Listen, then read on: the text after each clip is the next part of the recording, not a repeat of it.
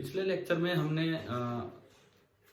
एक parallel slab की वजह से शिफ्टिंग देखी थी कि कितनी शिफ्ट होती है, और वो हमें फॉर्मूला मिला था T minus T by mu T by N. फिर उसके बाद हमने उसको एक्सटेंड किया, पैरेलल स्लैब्स 2-3 लगा दी, तो पता लगा बाई चांस वही फॉर्मूला रिपीट हो रहा है। बाई चांस, क्योंकि अगर केवल एक स्लैब देखते, केवल एक स्लैब, उसके इधर मीडियम अलग है उधर मीडियम अलग है, तो आंसर कुछ और आ रहा था। लेकिन जब 2-3 स्लैब दोबारा देखी और दोनों साइड मीडियम सेम किया, बाहर एयर की उधर, तो आंसर सेम ही आ गया इस तरह से। ठीक है, अब देखो ये जो शिफ्टिंग है, हमने आपको कुछ काम भी दिए हुए थे, तो शायद आपने कर लिए होंगे वो क्वेश्चंस। बताओ, देखो HCV से मैंने 2-3 सवाल दिए थे। एक वो दिया था जिसमें टीआईआर बोल गया मैं, प्लेन सरफेस से रिफ्रैक्शन होता है लेकिन नॉर्मल इंसिडेंस नहीं है, ओब्लिक इंसिडेंस है, था ना। क्वेश्चन नंबर 23 दिया था, वो किया आपने, सोल्व किया कि साइन को 10 नहीं लिखना है, बस साइन की तरह सोल्व करना है।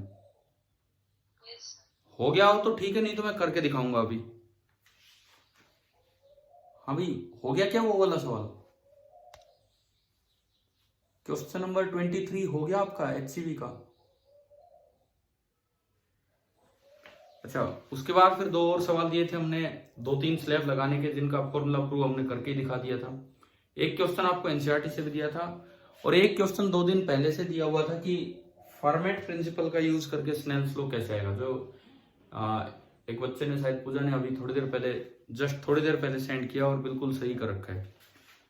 तो वो भी पता नहीं आप लोगों ने ट्राई किया है कि नहीं किया अभी, स्नेल्स लॉ का प्रूफ। देखो, सबसे पहले हम यही देख लेते हैं,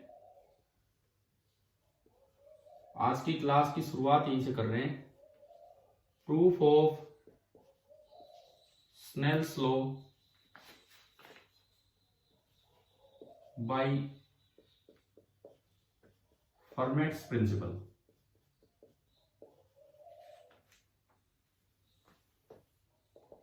बहुत काम का ये प्रिंसिपल था, इनसे सीधे लॉज ही निकल के आते हैं। मान लो ऊपर रेयरर मीडियम है और नीचे डेंसर मीडियम है, इधर का रिफ्रैक्टिव इंडेक्स है N1 और इधर का रिफ्रैक्टिव इंडेक्स है N2। यहां लाइट चल के आती है विद स्पीड v1, और ये लाइट A से किसी B की तरफ गई है विद स्पीड v2, तो N1 हो जाएगा c by v1 and N2 हो जाएगा c बाई v2। ये एंगल हमने θ1 बोला था, इसको मैं I बोल रहा हूं, और ये एंगल θ2 बोला था, इसको मैं R बोल रहा हूं। और उसमें कुछ ऐसा था कि एक हाइट शायद ये दी गई थी, है ना, ये हाइट H1 दी थी, एक हाइट ये भी दी गई थी, ये हाइट आपको H2 दी गई थी। कितनी दूर ये मुड़ना चाहिए वो नहीं पता था हमें, कहां से बैंड होना चाहिए, तो ये x था, तो ये L माइनस x था। एक बार बताएंगे क्या यही चीजें हमने यूज की थी क्या, या और कुछ? आपको जो क्वेश्चन करने के लिए दिया था उसमें यही पैरामीटर्स लिए थे, कुछ और दिया था? यही थे।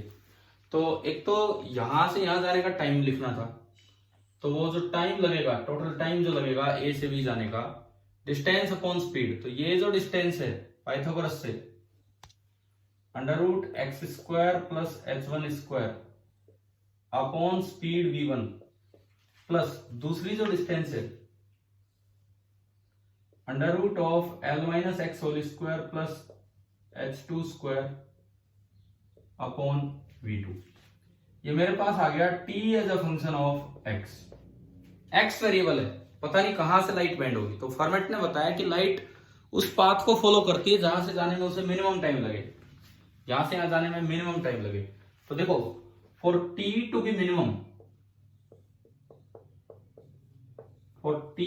मिनिमम, dt बाई dx आपको 0 करना होगा, बस ये काम करना है। तो आपने इसमें क्या किया, इस इक्वेशन में dt बाई dx किया, इस इक्वेशन में आपने dt बाई dx किया, तो dt by dx this is equal to, अगर मैं इसमें dt बाई dx निकालता हूं, फर्स्ट टर्म ये V1 H1 ये सब कॉन्स्टेंट्स हैं। तो पहली टर्म में 1/V1 बाहर आया, इसकी पावर हाफ है, पूरे की पावर हाफ है, तो पावर हाफ आगे आएगी। पावर में एक घटाओगे तो ये माइनस हाफ होके नीचे बन जाएगा, x² plus h1² into differentiation of ये जो इसके अंदर है वो चेन रूल, और x² प्लस h1² का डिफरेंशिएशन होगा 2x, बस ये। नेक्स्ट है प्लस 1/V2, पूरे की पावर हाफ है वो आगे आएगी, पूरे की पावर हाफ है, घटाओगे तो पावर माइनस हाफ होगा, यानी कि नीचे अंडर रूट बन के जाएगा l-x² प्लस h2²। और चेन रूल कहता है फिर इसको जो ढका था आपने इसका फिर से डिफरेंशिएशन, तो इसका डिफरेंशिएशन होगा 2 इंटू l-x, और l-x का फिर से डिफरेंशिएशन होगा -1। 2 से 2 गया, यहां भी 2 से 2 कैंसिल हो गया। अब हम इनको एंगल की टर्म्स में कन्वर्ट कर दें, इसको हम एंगल की टर्म्स में कन्वर्ट करते हैं, तो dt/dx इज इक्वल टू, देखो ये एंगल I है तो ये एंगल भी I होगा, ये I है तो ये भी I होगा। अब इस ट्राइंगल में देखो x upon under root x² plus h1², क्या बनेगा x upon under root x² plus h1²। इस ट्राइंगल में साइन I या कोस I? साइन, कोस नहीं, I के सामने वाली साइड है, परपेंडिकुलर है और ये हाइपोटेन्यूज है, तो ये साइन I बना, तो ये बना साइन I अपॉन V1, ये माइनस है, माइनस आगे आ गया।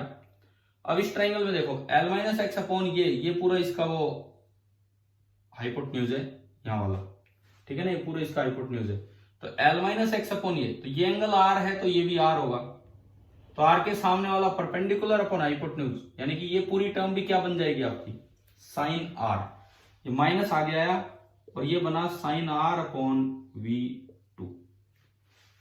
बताओ एक बार ये डिफरेंशिएशन समझ में आया कैसे किया हमने?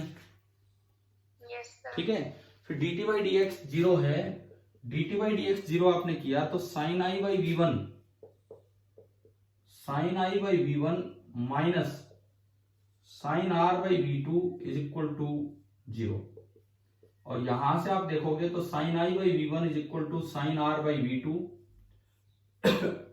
एंड अगर आप जिस फॉर्म में हम याद रखते हैं उस तरह देखो, रेशियो की तरह देखना चाहें तो sin I/sin R आ गया V1/V2, या हम जिस तरह याद रखते हैं दोनों साइड c से मल्टीप्लाई कर दो, c/V1 into sine I is equal to c/V2 into sine R। अब c/V1 आपका क्या है, refractive index of first medium N1, और c/V2 है N2। तो अगर ये इक्वेशन फाइनली मैं देखूं तो c/V1 आपका N1, तो N1 into sine I is equal to N2 into sine R, और यही वो लॉ है जो हम याद रखते हैं स्नेल्स लॉ के तौर पर। तो ये जो फर्मेट का ये जो प्रिंसिपल था यहाँ पे, दरअसल ये फिजिक्स का बहुत इंपॉर्टेंट प्रिंसिपल है। कई जगह ऐसा होता है कि जहाँ पे कई रास्ते अवेलेबल हो तो बेस्ट पाथ वो होता है, या जो फॉलो होगा वो पाथ वो होगा जिसमें लीस्ट टाइम लगता है। जनरल प्रिंसिपल है ये फिजिक्स का। आप बताओ, अब मैंने आपको ना फर्मेट प्रिंसिपल से एक दिन तो लॉ ऑफ रिफ्लेक्शन करवाया था जिसमें θ1 बराबर θ2 निकल के आया था, याद आ गया होगा वो, है ना? ध्यान है क्या? डिफरेंशिएशन से किया था, बताओ याद है? ठीक है, और आज ये हो गया है, ये 2-3 दिन से पेंडिंग था, आपको काम दे रखा था, अभी सुबह सुबह एक बच्चे ने रिप्लाई किया तब मैंने डिस्कस किया यहाँ पे, ठीक है, उन्होंने बिल्कुल सही किया था, ऐसे ही पूरा अपना सोल्व करके दिखा रखा है। तो चलिए, फॉर्मेट प्रिंसिपल से प्रूफ आपको समझ आ गया होगा स्नेल्स लॉ का। कोई डाउट है क्या इसमें किसी बच्चे को, ये जो किया है अभी?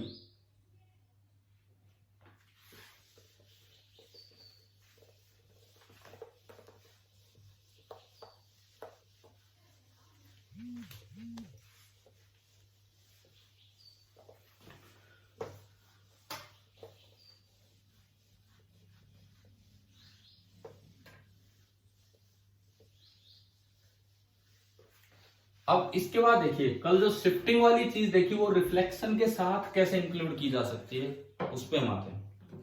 कल जो कि हमने शिफ्टिंग वाला अरेंजमेंट देखा था, रिफ्लेक्शन के साथ वो कैसे इंक्लूड की जा सकती है किसी भी सवाल में। सपोज ये कोई मिरर है,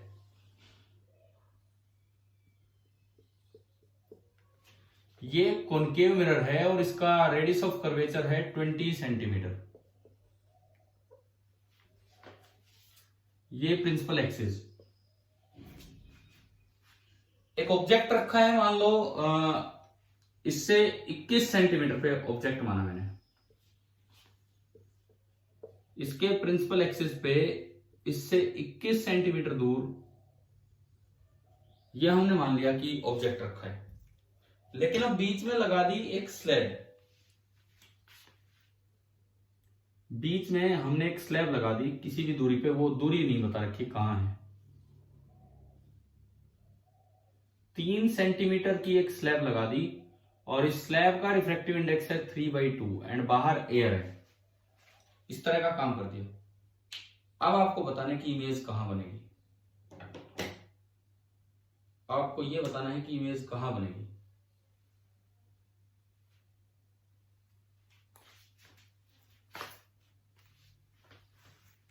मतलब अब मैं एक दो सवाल दे रहा हूं रिफ्लेक्शन के साथ इनका यूज करके, कि रिफ्लेक्शन के साथ जब कल पढ़ा वो कैसे यूज होगा। अगर ये स्लैब नहीं होती तब तो ये सवाल बड़ा आसान था, मिरर फॉर्मूला लगाना था, है ना। अगर स्लैब नहीं होती तो यू कितना होता, -21। अब स्लैब है तो थोड़ा सा फर्क आ गया, क्या कि स्लैब का बेस थोड़ा शिफ्ट होगा। आप मिरर उधर से देख रहे हैं, मतलब मिरर के लिए उधर से ऑब्जेक्ट कहां दिखाई देगा, वहां है। तो स्लैब का बेस जो है ना, बाहर एयर है, ये डेंसर मीडियम है, तो हमने पढ़ा था कि इसका बेस थोड़ा सा शिफ्ट हो जाएगा। जितना बेस शिफ्ट होगा उतना ही ऑब्जेक्ट शिफ्टेड दिखेगा। बेस में कुछ शिफ्टिंग होगी जब आप इधर से नजर डालेंगे, जब आप इधर से देखेंगे तो बेस शिफ्ट होगा। बेस शिफ्ट होगा इस सरफेस की वजह से, इस सरफेस की वजह से बेस शिफ्ट होगा। तो इधर से रेज और उधर निकलेंगी तो एन आई तो 3/2 हो गया और एन आर 1 हो गया। हम यही बनाते थे ना, एन आई और एन आर, ठीक है। नॉर्मल नियर नॉर्मल इंसिडेंस मानो, क्योंकि हम पैरेक्शियल रेज ही पढ़ते हैं लेंस मिरर में, पैरेक्शियल रेज ही पढ़ रहे होते हैं मिरर में, मार्जिनल रे पढ़ते ही नहीं है। तो इसका मतलब हम नियर नॉर्मल इंसिडेंस मान के चलेंगे, यहाँ जब तक ना दिया वो हम एज्यूम कर देंगे। तो एन रिलेटिव की अगर मैं बात करूं, एन रिलेटिव एन आई अपॉन एन आर, इसी तरीके से हमने कुछ फॉर्मूला बनाया था कल, तो वो आया 3/2।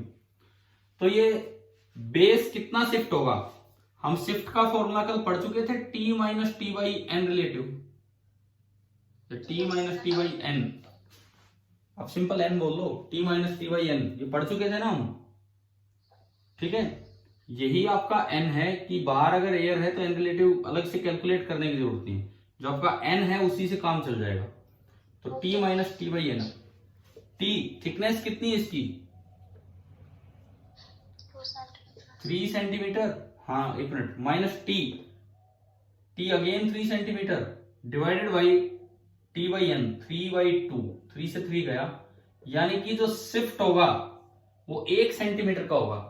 तो जो बेस है वो 1 सेंटीमीटर आगे शिफ्टेड दिखेगा, यानी कि यहां से बेस की जो अपेरेंट डेप्थ है वो 2 सेंटीमीटर होगी। चलो ये बताओ यहां तक समझ में आया, ठीक है। हम कर क्या रहे हैं, हम रिफ्लेक्शन में कल की क्लास का क्या यूज है रिफ्लेक्शन में, वो अभी एक दो सवालों से सीख रहे हैं। अब हमने आपको पढ़ाया था कि जितना ऑब्जेक्ट शिफ्ट होना हो वो उतना ही है जितना बेस शिफ्ट होता है। स्लैब का बेस जितना शिफ्ट होगा उतना ही ऑब्जेक्ट शिफ्ट होगा। तो अगर हम यहां देखें तो स्लैब का बेस 1 सेंटीमीटर शिफ्ट हुआ है, तो ऑब्जेक्ट भी आगे की तरफ 1 सेंटीमीटर शिफ्ट होगा। तो जो अपेरेंट पोजीशन ऑफ ऑब्जेक्ट है वो यहां दिखेगी, 1 सेंटीमीटर शिफ्ट हो गया।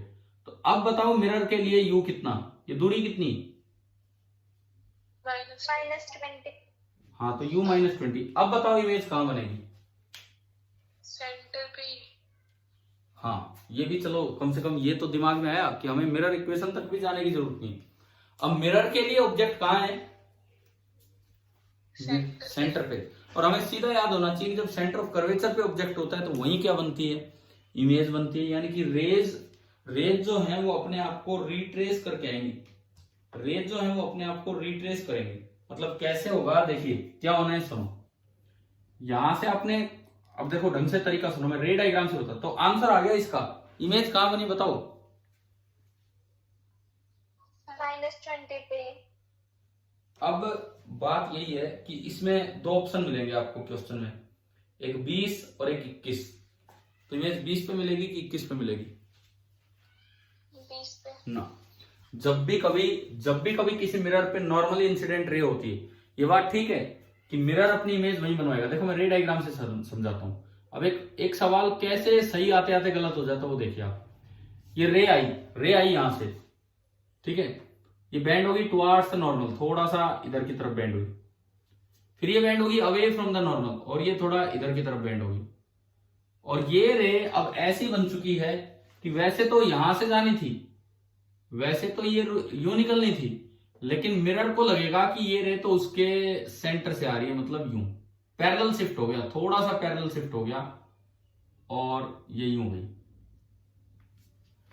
ये रे थोड़ा सा पैरेलल शिफ्ट होके इधर चलेगी। क्या ये बात आई समझ में? क्या हुआ है? हाँ भाई बताओ। Yes, sir. ठीक है, अब ये मिरर को लग रहा है कि ये ओ जहां उसको दिख रहा है वो तो उसका सेंटर ऑफ कर्वेचर है 20 सेंटीमीटर पे, तो यही नॉर्मल बनेगा। अगर यही नॉर्मल बना तो रे अपने आप को रिट्रेस करेगी, अब जब भी रे रिट्रेस करती है तो फाइनली वहीं जाके मिलेगी जहां से स्टार्ट हुई है। मतलब ये यूं आया। अगर स्लैब नहीं होती, अब बीच में कोई यूं कहे जाते टाइम स्लैब थी और आते टाइम स्लैब नहीं थी, जब तो इमेज बन जाती 20 पे। अब क्या होगा, देखो ये रे यूं आ रही है, यहां के रे यूं बेंड होगी, यहां के रे यूं बेंड होगी, एंड फाइनल इमेज फिर दोबारा से कहां मिलेगी, कहां बनेगी, जहां पे 21 सेंटीमीटर। हाँ, ये गलती के बड़े चांसेस होते हैं। देखो कल जो टॉपिक पढ़ा उसको रिफ्लेक्शन से इंक्लूड करवा रहे हैं, रिफ्लेक्शन के साथ, तो आते आते भी गलत हो जाता है। अब बच्चा सोचता है कि सेंटर पे इमेज बनेगी तो 20 पे, लेकिन वापस आते टाइम फिर से एक बार स्लैब का यूज होगा। तो आप एक बात दिमाग में रखो, अगर किसी फाइनली लास्ट में किसी मिरर पे नॉर्मल इंसिडेंट रे बन रही है, तो जहां से रे चली थी वापस वहीं पहुंचनी है, तो जहां ऑब्जेक्ट था वहीं पे इमेज बनेगी। तो इसका आंसर आ गया। बता दो, क्या क्या क्या, दोबारा बोलो।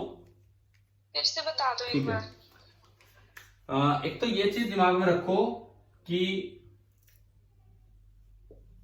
whenever the rays are incident,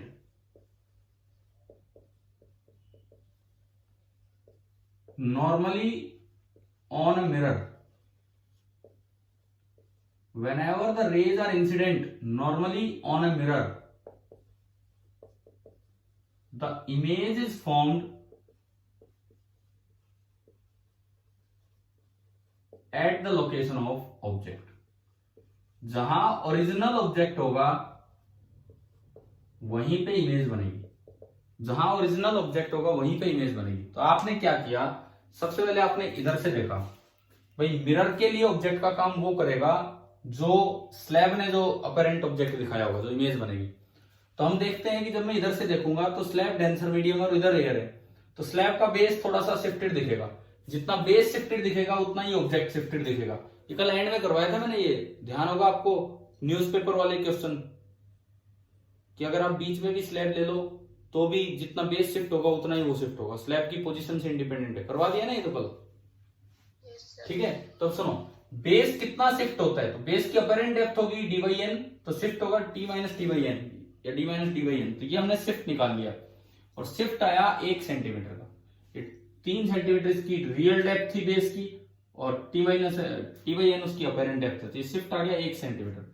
अगर बेस 1 सेंटीमीटर शिफ्ट हुआ है तो बेस से ऑब्जेक्ट जितनी दूर था अब भी उतनी दूर दिखेगा, बेस से ऑब्जेक्ट जितनी दूर था, अगर बेस 1 सेंटीमीटर शिफ्ट हुआ तो ऑब्जेक्ट भी 1 सेंटीमीटर शिफ्ट हो गया, ठीक है। अब 1 सेंटीमीटर शिफ्ट होने के बाद वो ऑब्जेक्ट कहां आ गया, इस मिरर के सेंटर ऑफ कर्वेचर पे, क्योंकि इसका जो रेडियस ऑफ कर्वेचर है वो आपका 20 सेंटीमीटर है, इसका जो रेडियस ऑफ कर्वेचर है वो 20 सेंटीमीटर है। और अगर 20 सेंटीमीटर से रेज आती दिखेगी तो मिरर पे नॉर्मली इंसिडेंट रे है, और नॉर्मली इंसिडेंट रे अपने आप को रिट्रेस करती है, हमेशा नॉर्मली इंसिडेंट रे अपने आप को रिट्रेस ही करती है, ऐसा ही होता है। अब ये जब रे इधर से आएंगी तो ऐसा नहीं है कि सीधी जाके यहां मिल जाएंगी, फिर दोबारा से पूरी पाथ रिट्रेस होगी और ये वापस वहीं जाके मिलेंगी जहां ऑब्जेक्ट था। तो यही मैंने रिजल्ट लिखा है कि जब भी फाइनली किसी मिरर पे नॉर्मली इंसिडेंट रे हो तो एज इट इज पूरा पाथ फॉलो करते हुए जाएंगे। Principle of reversibility of light, optics की शुरुआत में पढ़ाए थे हमने 3-4 प्रिंसिपल्स, है ना, principle of independence of light रे, principle of reversibility of light, तो ये उनमें से है। तो जहां ऑब्जेक्ट था वहीं इमेज बनेगी, तो आंसर आ गया कि जो इमेज है वो भी यहीं बननी है 21 सेंटीमीटर पे आके। चलिए अब बताओ, अब आया क्या समझिए क्वेश्चन। हाँ भाई बोलो, अभी क्लियर है कि नहीं है बताओ। Yes sir. ठीक है, अगला सवाल हम लेते हैं। मतलब हम थोड़ा सा रिफ्लेक्शन के साथ कल वाला टॉपिक इंक्लूड करके ही कुछ क्वेश्चन अपने देखते हैं। नेक्स्ट जो क्वेश्चन है उसमें हम एक कंटेनर लेंगे, मिरर टाइप कंटेनर।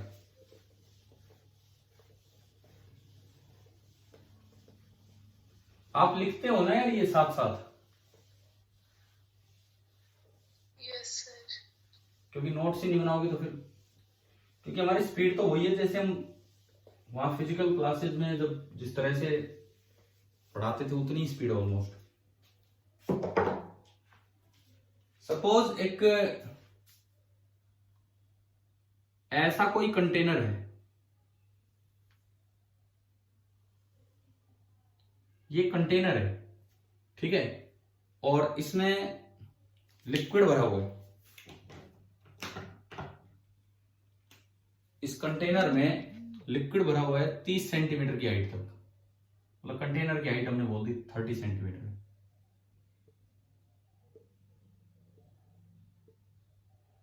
ये कंटेनर की हाइट है 30 सेंटीमीटर। अच्छा, इसका जो लोअर पोर्शन है वो मिरर है।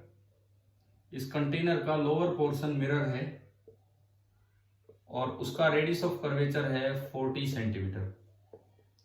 जब ये पानी बोल दिया यहाँ पे तो इसका रिफ्रैक्टिव इंडेक्स है 4/3।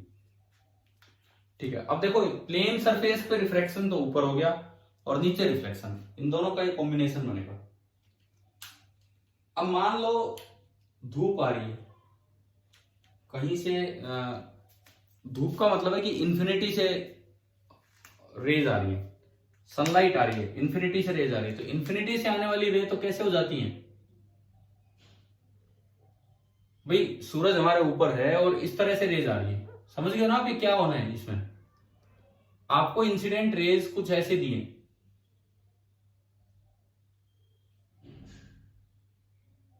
तो आपको ये बताना है कि फाइनल इमेज कहां बनेगी। फाइनल इमेज का मतलब सबसे पहले एयर से वाटर में आएगी तो रिफ्लेक्शन होगा, फिर मिरर से रिफ्लेक्शन होगा, एंड फिर वाटर से एयर में जाएगी तो अगेन रिफ्लेक्शन होगा और फिर रेज बाहर निकल जाएंगी। तो वो जो रेज मुझे दिखेंगी, मैं इस पानी में देख रहा हूं। आपने कभी देखा होगा एक पानी की बाल्टी भरी हुई है, ऊपर सूरज दिखता है, लेकिन आप पानी में देखते हैं कि आपको सूरज, सन नजर आता है कि नहीं, थोड़ा बहुत छोटा सा। भाई कैसा हो सकता है कि नहीं कि ऊपर की कोई चीज आपको पानी में नीचे नजर आ जाए, हो जाता है ना। तो यहां तो और भी ढंग से नजर आएगी। हमने नीचे मिरर बना दिया, उन बाल्टी में तो इतना परफेक्ट मिरर भी नहीं होता है, वो तो वैसे रिफ्लेक्ट होते हैं नीचे के बेस से, एल्यूमिनियम टाइप बेस है उस तरह का। लेकिन ये अब एक सवाल है कि इंफिनिटी से रेज आ रही है, तो आपको ये बताना है कि फाइनल इमेज कहां बनेगी। मैं लिख देता हूं यहां पे, find the position of final image.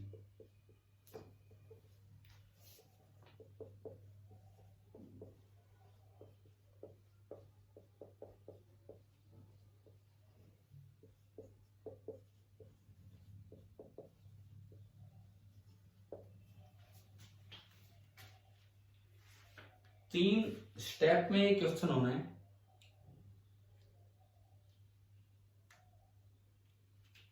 सबसे पहला स्टेप, सबसे पहले आप करवाओ refraction at plane surface. Solution अगर मैं स्टार्ट करूं, स्टेप फर्स्ट, स्टेप फर्स्ट है रिफ्रैक्शन एट प्लेन सरफेस। ये आपका पहला स्टेप है, लेकिन ये बड़ा आसान है इस बार। क्या ये रे डेविएट होंगी कि नहीं होंगी बताओ इस सरफेस पे रिफ्रैक्शन से।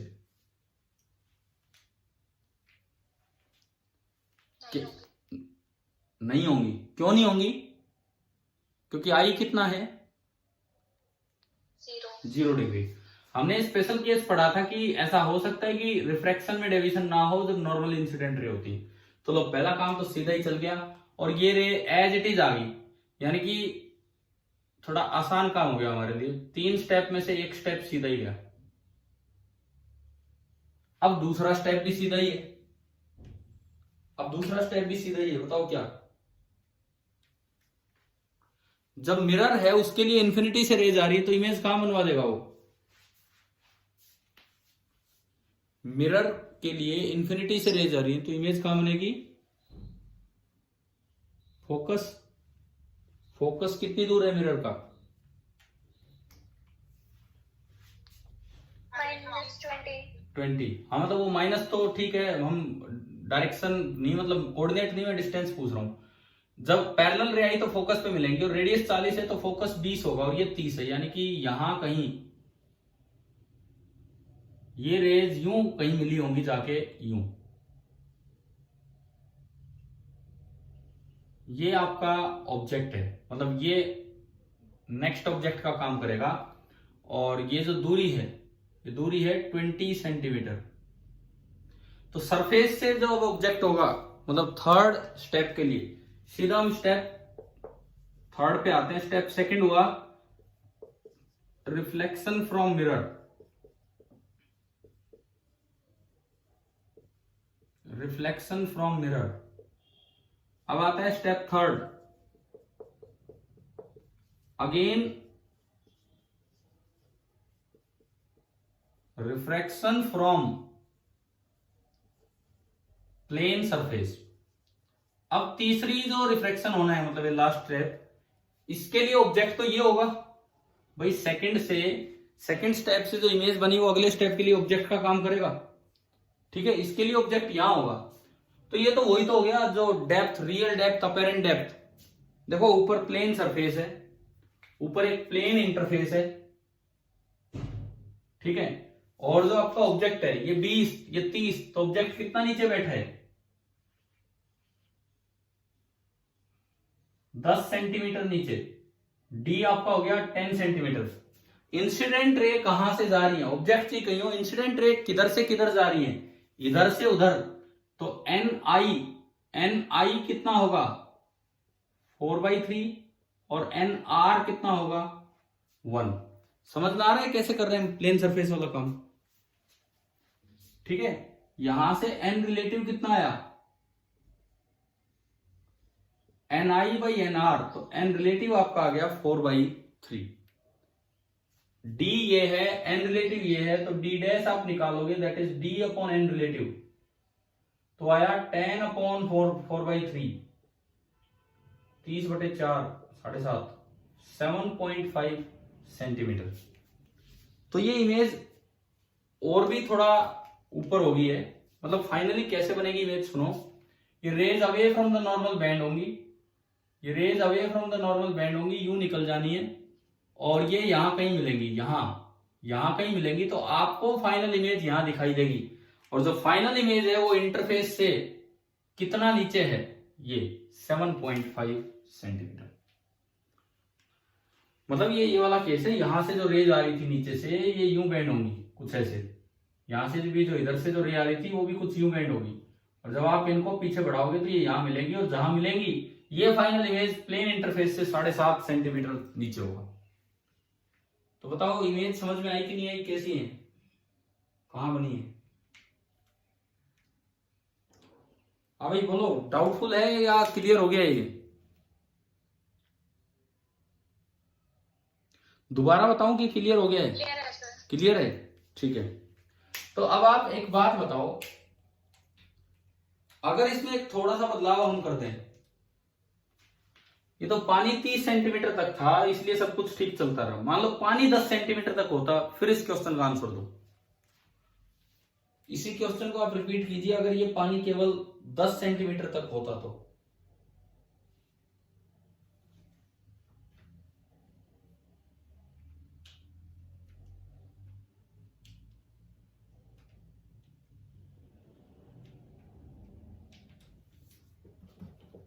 एक ही तो मैंने चेंज किया, बस पानी का लेवल थोड़ा सा कम कर दिया। पानी 30 की बजाय 10 सेंटीमीटर तक होता तो कैसे आंसर देते हम इसका?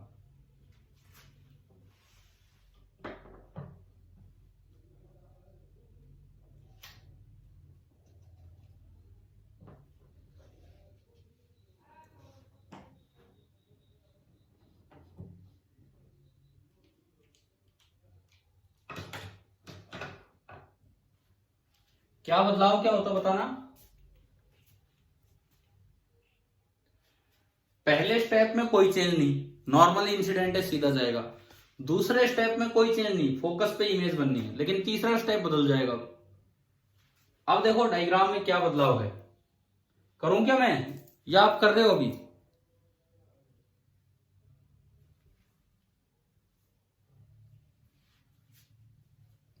कीजिए आप एक बार ट्राई तो कीजिए, फिर मैं बताता हूं।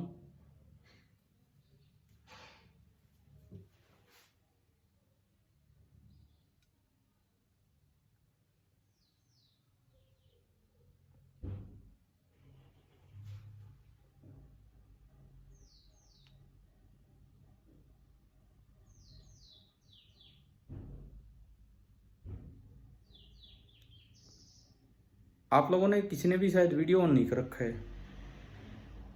देखना चाह रहा था आप क्या कर रहे हो क्या नहीं कर रहे हो, केवल फोटो लगा रखी है बस।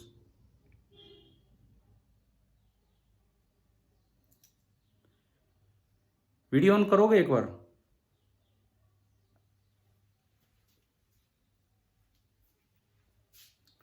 चलो तो मैं बताता हूं, बोर्ड पे ध्यान देना। बोर्ड पे ध्यान दीजिए कि कैसे होगा।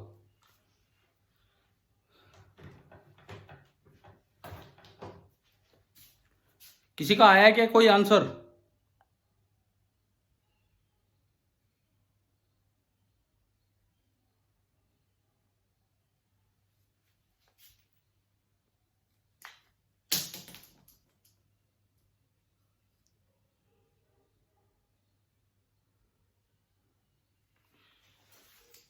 मैं करवाता हूं, अब देखिए अच्छे से समझिए अब इस चीज को, क्या है क्या नहीं। पहले दो स्टेप तो बिल्कुल सेम है, तीसरे स्टेप में थोड़ा डिफरेंस है। तीसरा स्टेप थोड़ा अलग है और इस बार पानी 10 सेंटीमीटर की हाइट तक ही है। तो देखो ये आपका मिरर है नीचे, और जो पानी भरा हुआ है,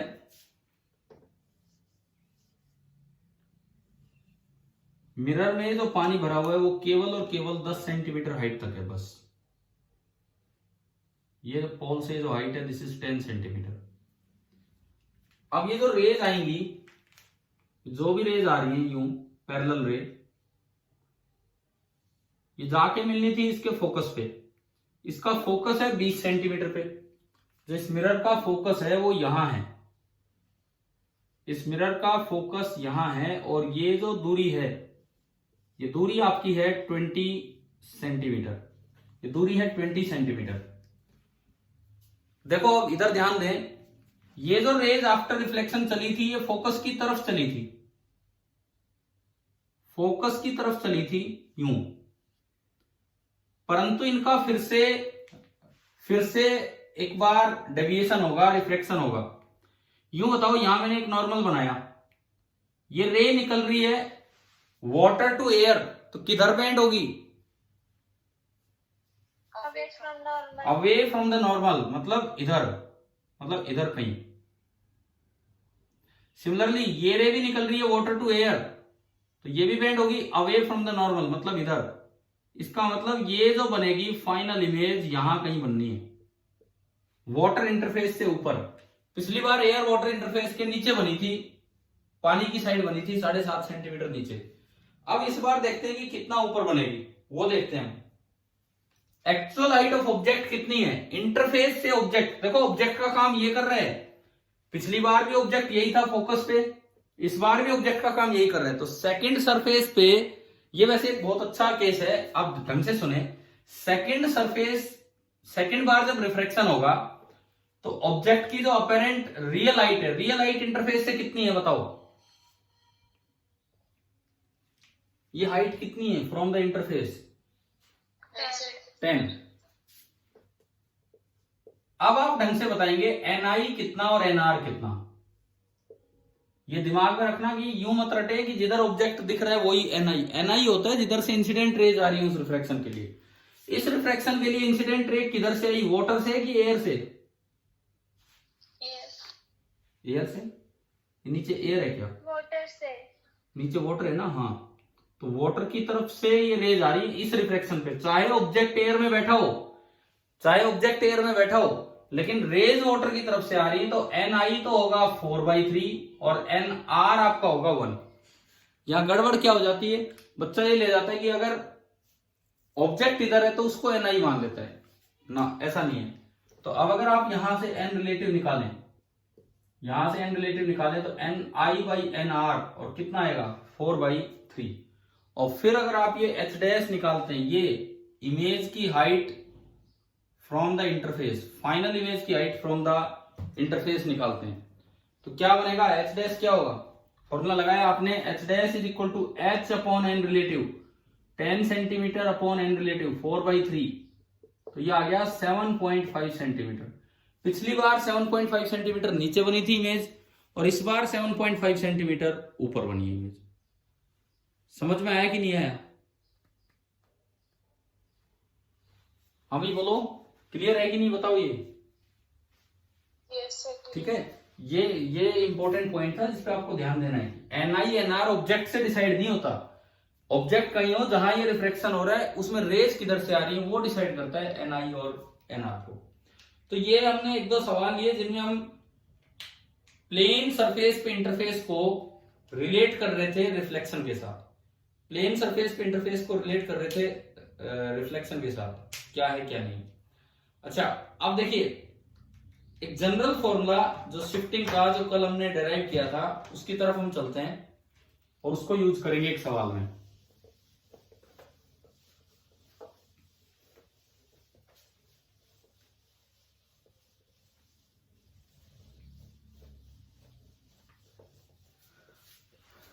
मान लो मैं दोनों साइड मीडियम B चेंज कर दूं, मैं कहता हूं कि एक साइड ऑब्जेक्ट है,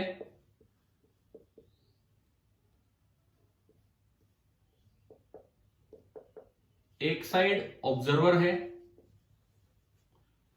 और बीच में आपने अलग अलग थिकनेस की 3-4 स्लैब लगा ली, अलग अलग थिकनेस की 3-4 स्लैब, और उनका रिफ्रैक्टिव इंडेक्स भी अलग अलग बोल दिया। जैसे मान लो एक स्लैब यहां है, पैरेलल स्लैब्स हैं, thickness T1, refractive index N1। अगली स्लैब यहां है, thickness T2, refractive index N2। इस तरह चलता ही जा रहा है ये, और मैं कहता हूं लास्ट स्लैब यहां है, पैरेलल है सारी, थिकनेस है Tn और रिफ्रैक्टिव इंडेक्स है Nn। कैसे माने, Nn क्या होता है, चलो 3 ही कर देते हैं, N पे जाने की क्या जरूरत हो, तो आप जनरलाइज कर ही लेंगे अपना फॉर्मूला। ये थिकनेस है T3 और रिफ्रैक्टिव इंडेक्स है N3। इस तरह का काम है। अब आपको शिफ्ट निकालना है कि शिफ्ट कितना होगा, अपेरेंट डेप्थ कितनी होगी, वो Ty/N जुड़ते हैं। पहला केस, मान लो दोनों साइड एयर है, इधर भी एयर है और इधर भी एयर है, तो जो शिफ्ट होगा, शिफ्ट कितना होगा,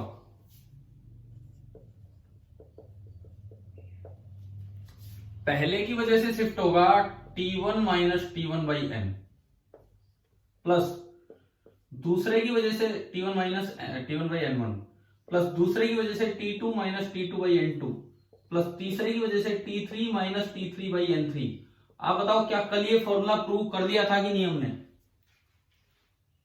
दो स्लैब है ना, वो अलग से आपको करके दिखाया था। ऐसा नहीं है कि एक स्लैब, देखो एक चीज फिर दिमाग में रखो, आपसे अगर बोले क्या T1 ने ये शिफ्ट करवाया है, नहीं, T1 ने तो कुछ और शिफ्ट करवाया था। क्या खाली T2 ने ये शिफ्ट करवाया है, नहीं, T2 ने कुछ और शिफ्ट करवाया था। अगर आपको कल का फॉर्मूला ध्यान हो, T1 ने कुछ और शिफ्ट करवाया था, लेकिन जो टोटल शिफ्ट होगा ना, टोटल शिफ्ट वो इस तरह से अरेंज हो जाता है।